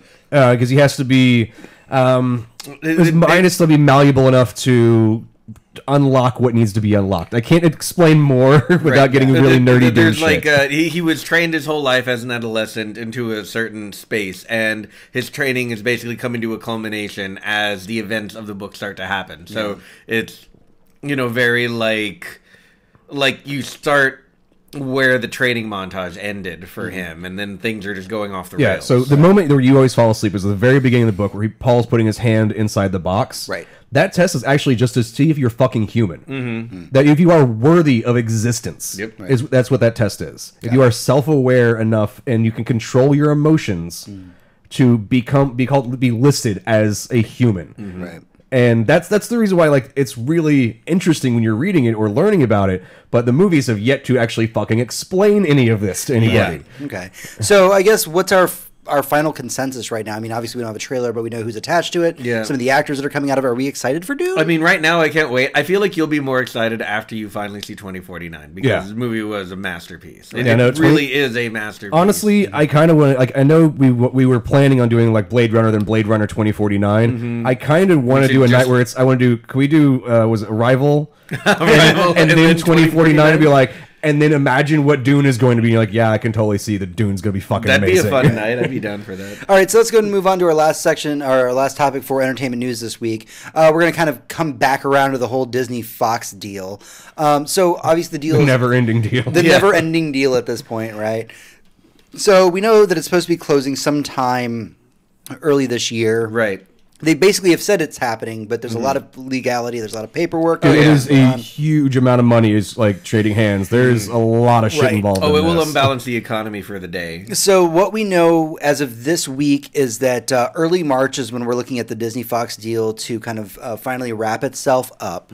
And what we're hearing kind of out from Hollywood right now is that the X-Force, Gambit, and Doctor Doom movies are probably going to be going away. Those are things that were kind of in early production, as in the. All right, I'm a little bit sad because I'm not getting Channing Tatum as Gambit. I could really not. I could go the rest of my life without a fucking Gambit movie. But I really don't want a Gambit movie. I just wanted Channing Tatum. That's all I wanted. You could have stopped. That's your whole statement. I just want Channing Tatum. Yeah, I don't want the Gambit at all. I am doing the world's least enthusiastic shrug right now at this news that these movies are going away. I mean, we don't even know what the status of New Mutants is at this point. We know that Dark Phoenix is getting a release, and New Mutants. I'm not even sure why Dark Phoenix decides to have the hilarious fate of coming out like a month after Endgame or something like that. Like this is that they sent that movie off to die. Like fuck it, just chuck it out there. Someone will see it. They put too much money into it at this point. They have to get it out there. Yeah, but they already know it's like that's a sinker. Well, think about the actors they've paid already. By the time they were like, they were paid like a year and a half ago. Yeah, exactly. Game of Thrones will literally be like starting its final season. Yeah, but I mean, I was excited for New Mutants because it was like it's going to be an X-Men movie about lesser known mutants, and it's going to be a horror movie. Yeah, that one I really hope they don't scrap. Yeah, I'm hoping that is the one that I want them to keep because it's already been filmed. It's already gotten reshoots. Yeah, it's part of the X-Men universe, but at the same time, it's so standalone from what we can tell that it doesn't. Let's say it's The Gifted. Yeah, it's literally the show The Gifted. Is in the universe. Without the knowledge of Professor X exists in the X-Men mansion and all this other bullshit. It is literally a separate thing that doesn't have to deal with the fucking Legion stuff because they even talk about all the X-Men and shit in there. Oh yeah, no. This is, from my understanding, a thing that is supposed to be separate. And if they do kill off all the other properties that Fox made with the X-Men, maybe they can leave this one alone. Maybe, because it is so separate from everything else. It's going to come down to how much money the New Mutants makes. Is what it's going to come down to. If they ever fucking release the guy. If they ever release it. Well, right now there's not a good window. It's send it out to die against Endgame or Spider-Man Homecoming later that year. Yeah, that one's just being sent out to the firing squad right now. So. Like just don't release any movies this year and you'll be fine, I think. But then it's another year that this movie's going to be sitting on a shelf. But the thing is, the rumors about the X-Force movie before we got the confirmation, as it were, of the cancellation was that Deadpool was supposed to kind of lead into the X-Force movie. I mean, he literally calls them X-Force. I know he does. And if you watch Deadpool 2, it's basically X-Force for the last half of the movie. So but I mean, the idea of an X-Force movie was kind of a big deal for us nerds because those of us who have read the X-Force comics knows that it's the R-rated X-Men title. I mean, it's one of the points that I last read X-Force, and that's not recently, but it was a while back. Like Scott Summers literally creates a new version of the X-Force, so they will go kill people that the X-Men are not allowed to kill. Yeah. It's good stuff. Yeah, I mean that's literally that's some Reed Richards shit. Oh yeah, that's straight up some Reed Richards shit. Ooh. Like Cyclops is like, yeah, so there's all these people that are threatening mutants, and the X-Men have a public face and they can't kill people. So like X-23, Archangel, like Warpath, you guys just go murder people. Yeah, you guys like murdering people, right? Yeah, just murder people good. Here's some pictures. Yeah, go find these people. That's where the whole Purifiers things. That's such a big part of the Gifted right now. The Purifiers are a big part of X-Force because they're basically like the KKK. They're just like, all right, so fuck Nazis, go kill these people. So, I mean, the idea of an X-Force movie could have been very timely and very important, I think. But maybe, it's important that it's scrapped right now so that Marvel can get the plan. Because, I mean, we all know right now there are people that are making more per person than our entire everybody in this apartment building. This entire apartment building, probably a good square mile combined, that are trying to figure out how to get the X-Men into the Marvel universe. Right now. Yes. And if they just listened to us, they would already have figured it out. We already got the ideas. Have it on lock. All right. Basically, scrap all of it and go and it's like have except for Deadpool and have him wake up from like. Do a flash of all the movies, and Deadpool waking up and be like, that was fucking weird, and then going on about his business. All right, that is everything that we have for entertainment news this week. We're going to take a small break. When we come back, we'll be going into our final segment, the epilogue. Because at this point, Deadpool's the only thing worth keeping. Yeah. It's just scrap literally everything else. And the only reason Deadpool is worth keeping is because he's not a fucking X-Men title. Yeah, just scrap. Literally, if it has X-Men in the universe at all, get the fuck rid of it.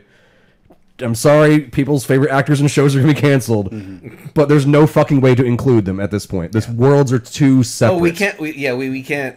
We can't meld them. That's for fucking sure. No, I mean, if you look at the history, the X-Men setup, that is now all the canon X-Men shit. You can't fucking use that because that contradicts the Marvel stuff. There'd be nothing to keep. I mean, it'd be great to keep Patrick Stewart as Professor Xavier, but I mean, that's pretty much over as far as like. His age and the timeliness of what has to come down the line. I mean, he'd be playing a very old Xavier. His saying goodbye. He's about to play a very old version of Jean-Luc Picard because they're making his new show for CBS Access. But I mean, between him and Hugh Jackman and Deadpool, I mean, we want to keep fucking Storm, Cyclops, Jean Grey? None of it. None of those. Who gives a shit? Literally. Deadpool is the only one that we want to keep. It'd be great to keep Fassbender as Magneto, but I mean, we don't need a whole bunch of Magneto running around right now. No, you don't. We're a little villain. Honestly, when Magneto finally shows up in the Marvel universe, that shit should be like a Thanos level threat. It should be. It should be like holding. Like the Avengers go to attack fucking Magneto, and he's just like, and all of you are dead. Right. Because I'm fucking Magneto. That's what I do. And you're all wearing metal, and it's now through you. Right. Have fun. Man. Oh, Iron Man. That's cool. You're dead. Yeah. That'd have been a great movie moment. Literally, the only thing glove, and he's like, what's this? Right? Like, all it would take for him is just like, all the Avengers are rushing at Magneto. He then pulls apart Iron Man's armor, and then just throws all the bits at all the other Avengers. Oh yeah, that's it. Game over. Done. I've solved the problem. Yeah, that guy, he sure dude's wearing a very nice claymore. Like, there you go. There he goes. Everyone's dead. But he would not be able to control Mjolnir. That is true. Or the new version of Mjolnir. Yeah, because that he has to have the power to be able to wield it, and it's too heavy for him to lift. Yeah, there's some weird stipulations. Yeah, because it actually, the weight of it is that of it is a dwarf star. Right. Of it. That's why no one can pick it up. You have to it's so heavy. Now keep in mind Magneto really could not lift it. Magneto is the person that ended the Ultimates universe. Like in the comics, like when they ended the Ultimates universe, it was Magneto that did it. Basically, his power was so strong. He was like, and so we're just gonna rip apart the world, and everybody's dead and fucked. Yeah. Yeah, good luck. He could just go no more planet having magnetic poles. By the way, everything is now dead. We have this rotating magma thing going on that's giving us an atmosphere and everything. Let's just stop at that. Yep, exactly. All right, we've gone completely off the rails. Just talking about Magneto now. Yeah, no. Magneto was right, by the way, just so you know. Oh, I guess we'll find out. All right, let's see this.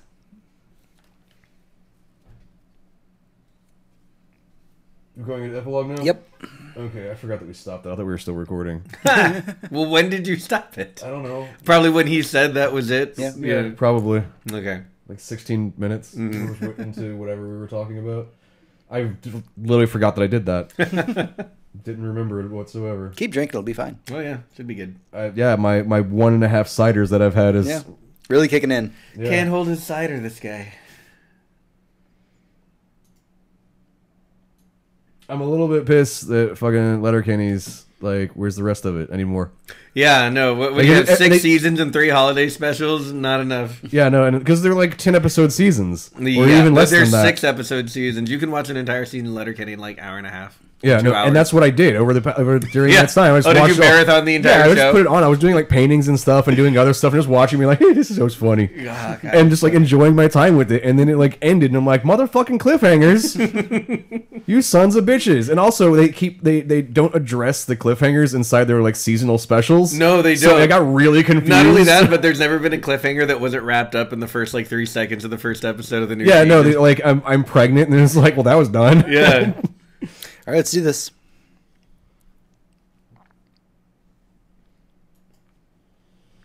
Epilogue. Hey, adventurers, welcome back to the show. All right, so let's go to the way back machine to episode 264 of our podcast.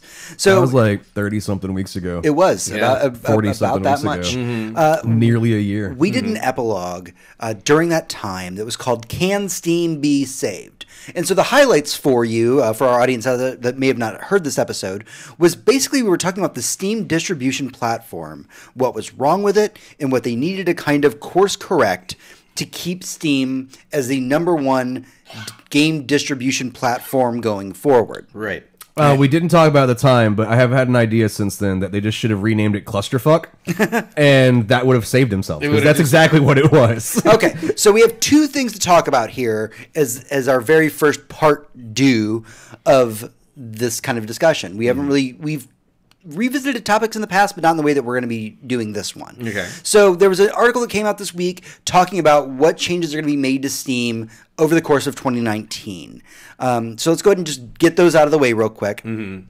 So they said they're going to be doing something called store discoverability. They're working on a new recommendation engine powered by machine learning that will match players to games based on their individual tastes. Oh my. All right, so Better way to discover games. Yeah. Yeah. Which So- they've always needed. then they also are going to be doing Steam China. Finally, they're partnering with Perfect World to bring Steam over to China. So that's not something that really doesn't affect us. Man, how are they going to filter out the games you cannot sell in China? Because there has to be All of them. thousands. Yeah, what's the point in bringing Steam to China if you can't play any of the games that are on Steam? Hey, all the hentai games will probably still be on there.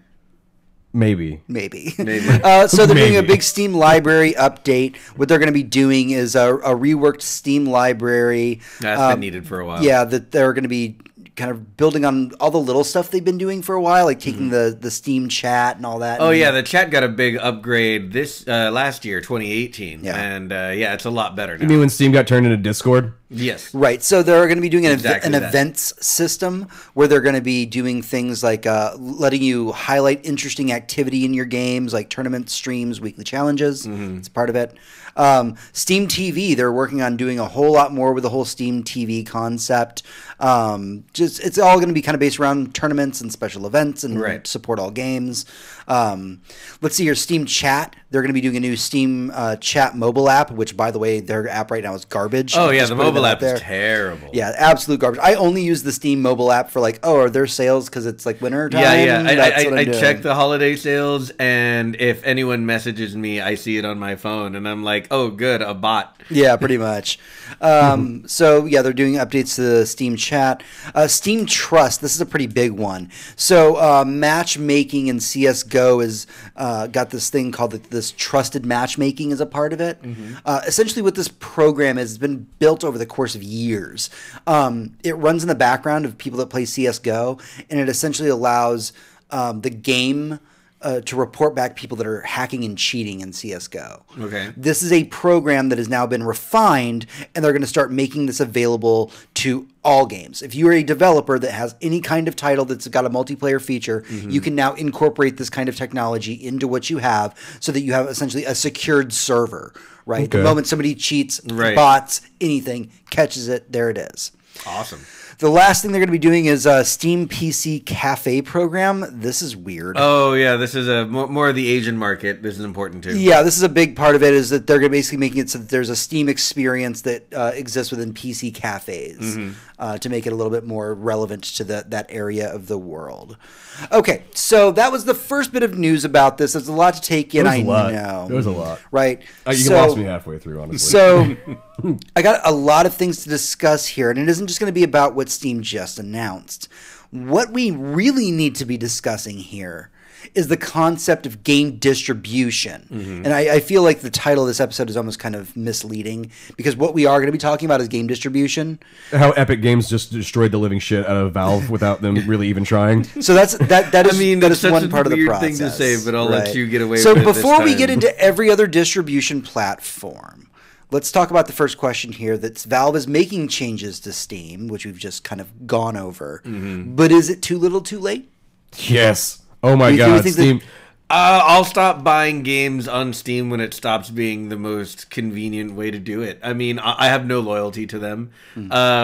If I can get a game on GOG, I usually do, because I'd rather support them as a platform. Right. The same will probably very soon be true of Epic Games, but usually Steam is just the easiest place to get everything, as opposed to...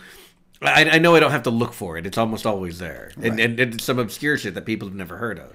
Yeah, no, that is one of the great things about Steam, is the fact they do have a ginormous fucking library. Unfortunately, it's a library where everything's just thrown on the shelves and none of it makes any fucking sense, because there's nobody actually there to put the things in a fucking logical system. The word that will come up a lot during this discussion is probably curation. Right? Yeah, I was just thinking like a Dewey Decimal System for fucking video games at this point, so I can easily access what the fuck I need to. Well, what would you categorize them by? That would be insane. Yeah, no, that's I don't have the answer, and neither does Valve, honestly. And I mean, there's like these weird things where algorithms will be affected by what you own, right? Like, so the idea is like in my example, like I play XCOM, and hopefully this new curation that Steam is trying to go with will say, all right, so you like XCOM, here are other things that are like XCOM that you'll enjoy. However, there's a downside to that. Like for Christmas, I bought Hector a hentai game and I sent it to him. But that is now in his library. Oh, it's sitting there. And it will now recommend every hentai game because I bought it for him for 99 cents. Yep. So what you were saying, a card game, wasn't it? Yes, and that's the funniest part, is that you get the ramifications of that and not me, because you made the searches. That is true. It's not smart enough to know, like, oh, this was a gift. Okay, lol. No, it's like, oh, he loves this stuff. Here's all the 99-cent hentai games. Right. So please stop that. But I mean, that's a big question. Is it too little too late? And I think that this first question that we're asking about Steam failing or not ties into our next discussion, which is really about video game distribution, right? So my next big question is the next big video game battleground distribution platforms? When I say that, I mean Epic has got their own system now. Yeah. Microsoft has got their own thing. Discord is now distributing video games. All right, so that's actually... All right, so I'm going to go a little bit off subject on this, because... But hear me out, it'll make sense. Is it going to start with Destiny? No. It's actually going to start with Apple and Netflix and Fortnite. That both Fortnite, Epic Games, and Netflix have now subverted Apple's... You have to be part of the Apple Store, which they by default gain 30% of your revenue for anybody that signs up or uses these activities. Because they found a way. They said, "Hey, you can just we're going to kill all those subscriptions and force them to sign up on our website and pay us directly, bypassing Apple's whole thing." Right. And that money will no longer go to Apple. This is, like I said, it works for Netflix. That's nearly, it's, what was it, $750 million a year in just lost revenue from Netflix alone that they'll be getting. Right. The estimation for the Fortnite lost revenue is nearly that almost, because just how much money they're making right now. Yeah. And that is the change to digital distribution, because everybody wants to have their own unique little thing, right? Everybody wants to have their version of it. Well, Epic came up with a good system, and they said, well, we'll let people join ours, and we'll give you more money than everybody else is doing. Because right now you have EA, you have Ubisoft, but those are for their games. Yeah, right? Origin is just for their games. Yeah. I mean, Origin has some stuff that they didn't. Yeah.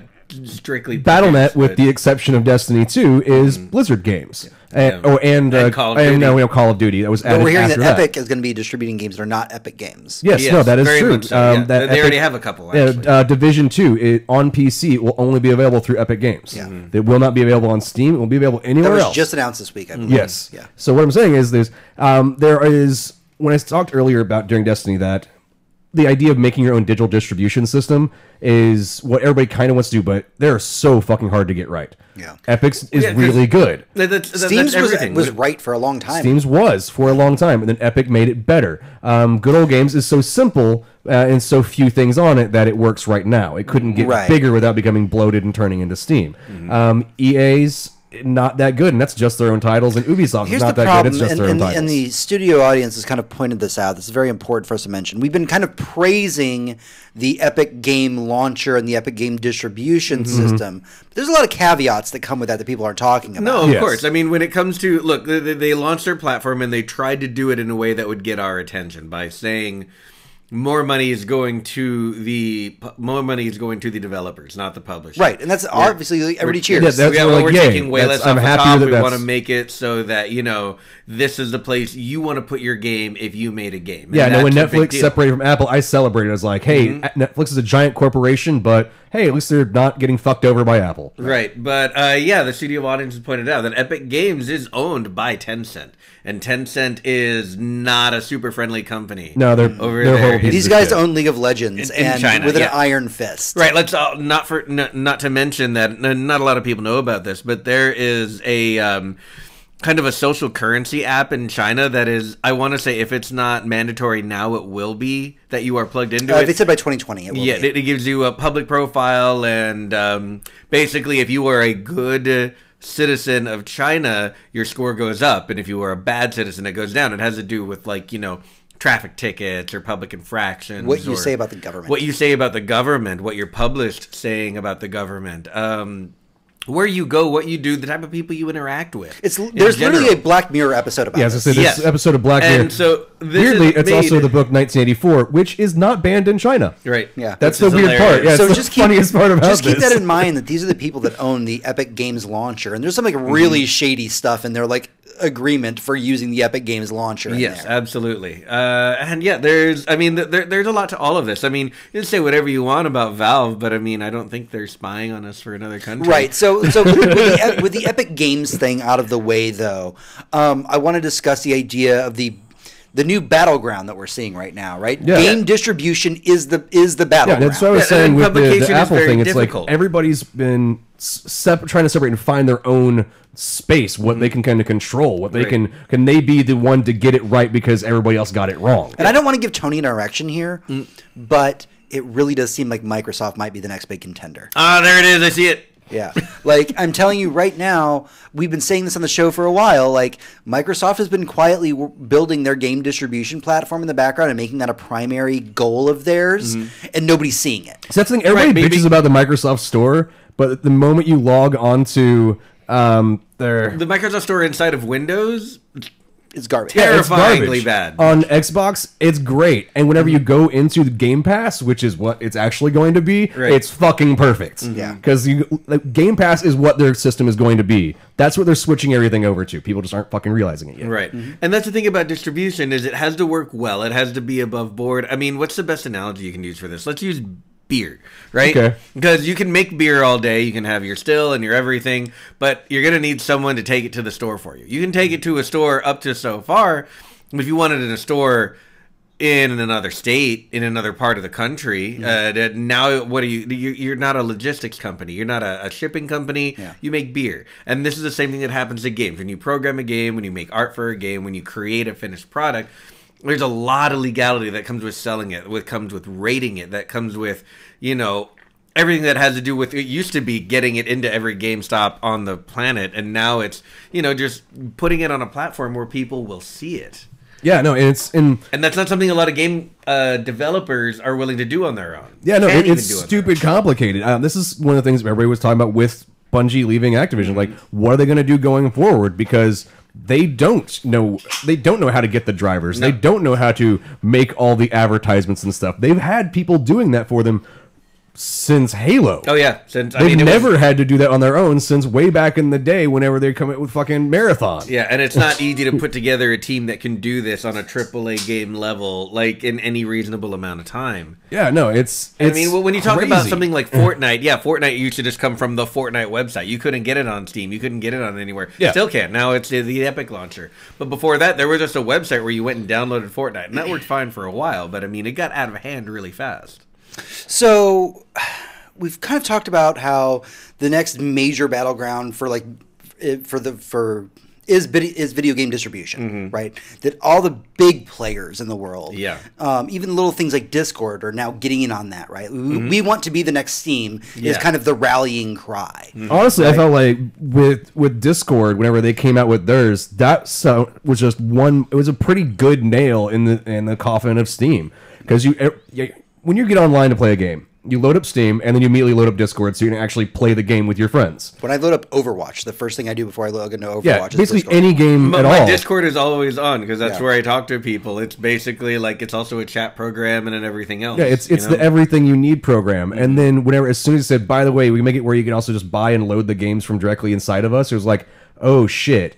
That actually is a good deal. Pretty neat. That's really good. Whereas it was kind of the reverse for Steam. It was where you're a distribution platform first. Oh shit, should put chat features in it. In fact, if you look at a lot of the big game distribution platforms, they are all retroactively trying to add Discord elements into what they're doing. Even Battle.net. Oh yeah, they've adding. They updated their chat client to have like video and a voice and all kinds of straight up stuff. Discord. Yeah, is what they're absolutely. doing with that. They did that last year too. But a big part of game, because Discord was taking so much of their fucking revenue from it. So a big part of game distribution is game curation, and we're gonna, like I said, we keep talking about this, guys. Why is game curation so important? Because if not, you just have a pile of pictures of game art on the floor that you're rummaging through. If you can't find what you're looking for, and what is the Steam library up to? Like 30,000 games, something like that. That's a low. No, that's like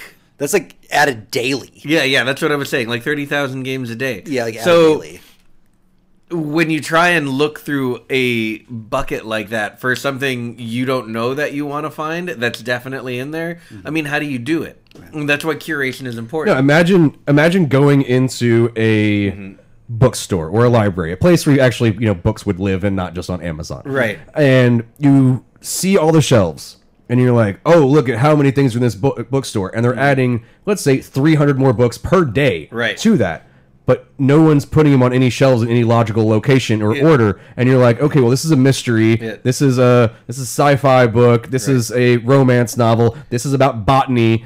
Why are these all right next to each other? And then they're all dumped on the floor. And I mean, in the same vein, I mean, if I've played like 3 first-person shooters, and every time I load up Steam, it's like FIFA 2019, like over and over again. I'm like, what? Come on now. Right. Who is this doing good for?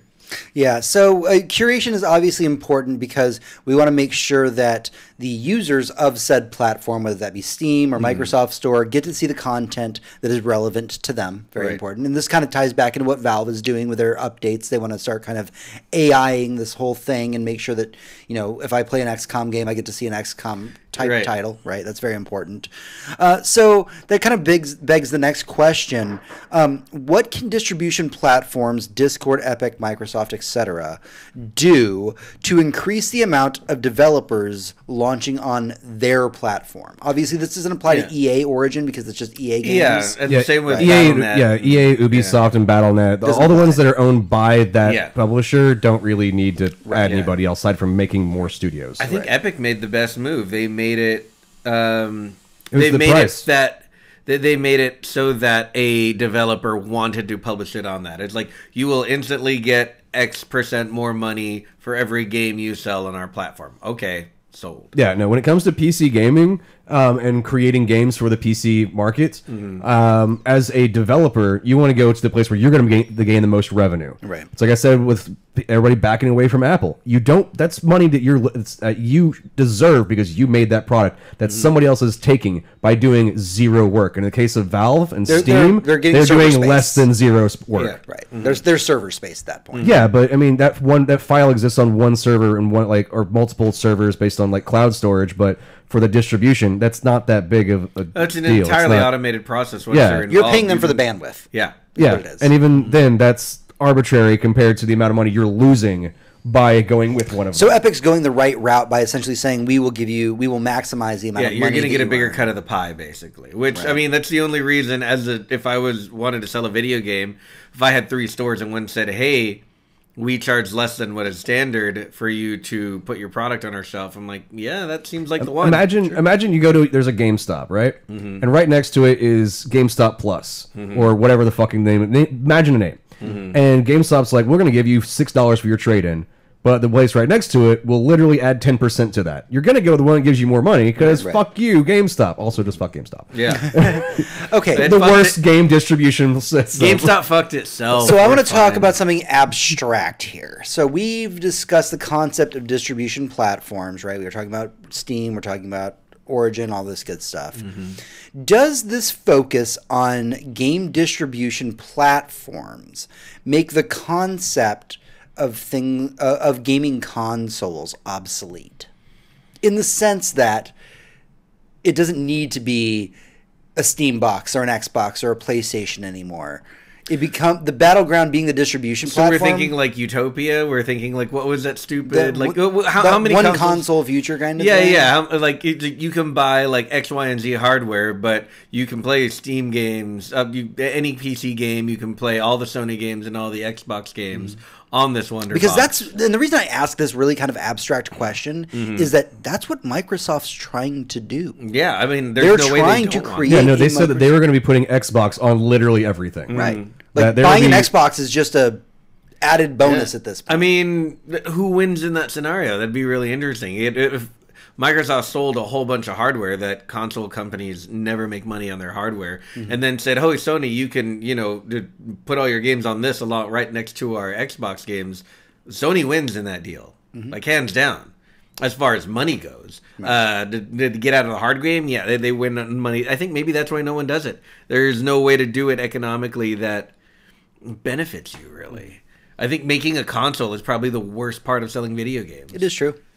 It is, and that's why I think Microsoft's trying to get out of it by putting Xbox and their game library on everything. I mean, if that's Microsoft fair. is saying things like, you can play, Phantom Dust on your fucking iPhone if you want to, as long as you have the Xbox app, that's a huge fucking deal. That's super cool. And you pay for the Xbox subscription or whatever, because I think that's what it's going to be. It's literally like you buy the full box with no subscription fee because it's the full hardware, or you buy the thing for $100 and you pay us $15 additional dollars, and you have access to all the fucking things, and you can put it on all your phones. Or you can pay $500 and now you have access to it on your phones, but you don't have to pay us per month. Yeah. I think that's probably what we're going to see in a couple of years at E3. So we know that this battleground for game distribution platforms is going on right now. Where do we think this is going to go in the near future? Near future is the war. I mean, we've been seeing it for the last year or so, almost 2 years now, with Netflix and every other platform that wants to be Netflix just trying to get in on that territory. Everyone got their head out of their asses last year when it came to movie streaming and TV streaming. Now, when it comes to video games, in the next year, this is when they're going to start fighting. We know we're going to see it from Microsoft. Sony will come up with an answer if they can. I think that Microsoft will force Sony to come up with something, much like they did with the PlayStation Network. Microsoft basically said, we're making this product that is so good that if our competitors don't have something exactly like it, they are going to massively lose. Again, that's You know Netflix what the all weird over thing again. about this is to me is that this really, and maybe I can just coin the term here, this is the silent war. See, when people go to E3, they see the physical Oh, yeah. war. They see Microsoft, Nintendo, and Sony going at it. Well, This next is- year they'll just see Microsoft. Right. Right. Pretty much just Microsoft. But typically in years past, the battlefield was one that we as It was a big consumers one. would It was see. Master Chief versus Right. God of War, Kratos, and Mario's Right. back there doing some shit. But this is the silent war. This is the war that is won by the consumers. And I'm not saying that like the consumers are like the good guys here. I'm saying that when we decide we prefer the Microsoft distribution platform over Steam, that's how this war is won. Oh, yeah. And there won't be a parade saying, like, here's the new distribution platform. We will all just naturally migrate to this thing, and that 10 years from now, we'll look back on this moment and say, man, I didn't even realize that there were like 8 developers trying to create the next gaming platform. No, everyone will pick a favorite or 2 favorites, knowing Americans, and everything else will die. Yeah. And we'll go like, oh, did that die? Okay. Yeah. And nobody realizes that this is the up-and-coming war that's going on right now because we're so kind of focused on the basics. We look at Sony, Microsoft, Nintendo. Yeah. Oh, yeah, look at their console wars. That's what we do. These companies are thinking 10 steps ahead of you right now. Epic Games didn't just develop a new game distribution platform out of nowhere. They saw where the trend was going and said, we can honestly, I think this. that they were the quickest to adapt to an interesting trend. Because originally when they created Fortnite, they created a zombie survival game. And they said, wouldn't it be fun if we added the thing that PUBG is? Right. Yeah. And that'll be easy. Let's just do that. And they did. And they said, we'll just give that away for free because we don't really care. We want people to buy this game. And then... Well, let them buy some little hats from us. Yeah, and they're like, we'll just put some hats and some cool shit. But then Fortnite happened. Then the people got a free game and went, well, this is fun as shit. And they had to adapt very quickly. And honestly... They've done a huge physical job. copy of Fortnite goes for, by the way. I didn't know that was a thing. Yeah, when it first came out, there were so few of it made because they didn't expect it to sell at all. Oh, a physical copy of the original game, as it was distributed. It's like a fucking collector's item. Like, go on eBay and it sells for a lot. They expected more of the people buying it digitally because it's a zombie survival game. It's very cartoony. Yeah. They're like, people are just going to buy this on the Xbox Marketplace or the PlayStation Network. That's where we're going to get most of our sales. We don't need a lot of physical copies. So they didn't make a lot of them. Again, they adapted better than any game company I've seen up until this point. Epic Games changed from making a very small, simple game with an add-on that was multiplayer to fucking Fortnite at this point. I mean, that's the only thing you can say about it. Literally, we say Fortnite, it's just fucking Fortnite. The closest you can look at it, the closest I have a comparison is Minecraft. Yeah, that's it. That's it. Yeah, and you know what Minecraft added? Fucking nothing. They went, we're Minecraft. Just download it from our website. We don't care. So and they sold it to Microsoft. Yeah. All of this discussion that we've kind of had about all of this stuff, I know it's been a little bit heavy to talk about, and it can be boring for some people, but I think it's very important for us to really discuss where gaming is going in the future, and the concepts that we're laying down right now is exactly that. So that brings us to the question of the episode, right? Let's bring it all back around. Can Steam be saved? This is our part 2. Sure. With all this new knowledge in our head, can Steam become so I think I'm going to go with the exact same answer. I believe my answer was no last time, and I'm still going to go with no. You said no at the beginning of this episode, too. Yeah, no. At the beginning of the epilogue, anyway. I think any company can win. Honestly, all you have to do is find the right thing, find the right niche, find the right talent. I don't think Valve has that innovation left in them anymore. I don't know. I really don't. I don't think Valve has put anything out of note, and they literally just put out Artifact, and no one cares anymore. It's true. So, yeah, I have no idea. But companies do strange things when their backs are against a wall. That's the more interesting part is if we see something like the rise of like Epic Games Launcher get more and more popular, what is... I mean, how does Valve respond to something right? I mean, like that? we always say this on the podcast, but you know, challenge drives innovation, right? Because there are 3 major video game consoles out there, they're always working to be better than the last. Yeah, failure makes you succeed better the next time. And for a long time, Valve was uncontested. Yeah. Well, and not only, and don't forget that Steam exists based on the strength of its exclusive content. I'm talking about the Half-Life games, as far as PC distribution goes. And this goes way back before when we could just go buy a CD and pop it in the machine, but that is a platform that was built on the strength of its exclusives. Maybe, just maybe, Valve will decide to start making some games again. So honestly, that is the one. That is the one. Hector's right. The one way to save Steam is making Half-Life 3. You fucking say the words anything. Left 4 Dead 3, and I'm already at half. Basically, make 3. Make a game with a fucking number 3 in it. Right. Anyone. Any fucking one. Team Fortress 3. Don't give a shit. Pick something. Pick one of them. And then think about how vanilla the concept of a game like Left 4 Dead is right now, considering the multiplayer landscape that we have. But if someone said, hey, Left 4 Dead 3, it's just Left 4 Dead 2, but newer, I'd be like, yep, let's do it. I'm sorry, what? I already put the money like in my no, if drive. you told me that Left 4 Dead 3 was coming out and they're like, we just put all the maps from 1 and 2 high-res and we added like 6 more, I'd be like, I'm done. I'm buying it. I'd be like, I didn't hear the end of your sentence of buying out. Did you hear Wait, Left you 4 said Dead 3 HD version of fucking 1 and 2? Sure, I'll play that. Exactly. Like, oh, guys, we're actually going to do a LAN party. Like one of those things that we used to do 10 years ago. Oh, man. Just for Left 4 Dead. Yeah, We so I have think, monitors and TVs in this apartment. I think we could do that at this point. so yeah, I think the question of can Steam be saved after processing all this new information comes down to one simple fact. And this is just my opinion about it. Can Steam evolve to go against its competitors? Yeah, I mean, they started this game, right? They so did. I don't know. We'll see what they come up with. I'm just saying Microsoft's probably the biggest contender right now. Oh, 100%. But that's the sleeping one. Nobody. It's the sleeping dragon. Nobody's sitting there like, oh, watch out for Microsoft. That's on nobody's mind. Everybody right now is like, oh, Microsoft. Remember they made games because Sony won that battle. Everyone's sleeping on them because they haven't made anything even remotely of note for this entire console generation. But everybody forgets Microsoft has fuck you. I've got Microsoft money. No, of course, and can go look at our giant Microsoft dick, which they kind of did when they're like, we just bought 6 new studios because we felt like it. So everyone sleeps on them because they're sitting there in the corner looking like they're taking the world's longest nap, and everyone's like, "Oh man, what if he wakes up and there's a problem?" He's like, "I'm still asleep now. Fuck him." Yep. And that's the thing is that everybody's looking towards Discord. Everybody is looking towards Epic Games Launcher and saying these are the things that are going to be competing against Steam, and nobody's looking at Microsoft, who's quietly just building up their army in the background. Yeah, everybody keeps forgetting this one fucking thing. You know what Steam runs on? Windows. Yep. You know what Windows could just easily do in their next version? Be like, yeah, here's our game store with everything available right now. Yeah. And we already know they're really good at working with independent developers by curating their fucking work and saying, hey, we're going to back you. We're going to give you money to go on here and give you the marketing to put on it. We're basically going to be your publisher, but we're not going to call it that. We're just going to like give you some space so you can put shit out. Yep. And we'll get like 10% or whatever. Yeah. All right, well, that's everything that we have for the show this week. Again, I know this was a bit of a heavy subject, but it's very important to where game development is going forward. If you have any opinions about this or any of the things that we talked about this week, Tony, where can they find us? Facebook.com/ThisEarlyNerd. Like, share with your friends. At ThisEarlyNerd's our Twitter account. We are Twitch.tv/ThisEarlyNerd live Monday, 7:30 Central-ish.